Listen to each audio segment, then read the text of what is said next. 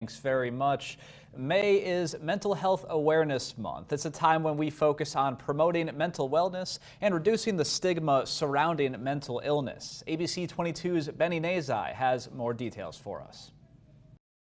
Mental health has become a major topic of discussion in recent times, as new studies show that there are various factors that can compromise one's mental health, but there are also important options to take in order to properly address it.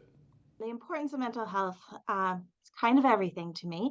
Local pediatric psychologist Dr. Courtney Fleischer is aware of the various mental health issues that are present.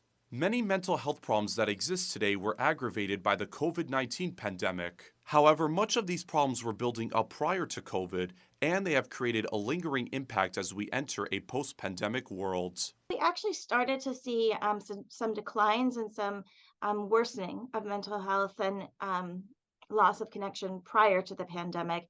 And the pandemic, as with many things, just kind of escalated that process. Access to providers, access to people working, people changed a lot of the ways that they engage with the world. A notable element of mental health issues is loneliness. A recent study from the U.S. Surgeon General shows that loneliness could be as deadly as smoking 15 cigarettes a day. Loneliness can also have a direct impact on other mental illnesses.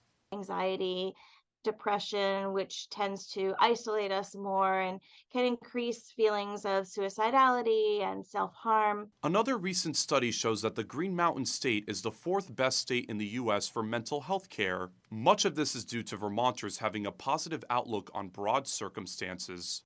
Vermont tends to be a progressive state. There are many people in the state who are aware of more recent trends and more open to changes that are happening across the country in positive ways. With mental health being a major issue nowadays, it's important for folks to know that there are other options to take in order to properly address it. Taking care of your mental health is not necessarily just going to see a therapist. Journaling can be very helpful. Listening to music can be very helpful. And if you are dealing with a mental health crisis, you can always call 988, which is the National Suicide and Crisis Lifeline. In the studio, Benny Nazai, ABC 22 News.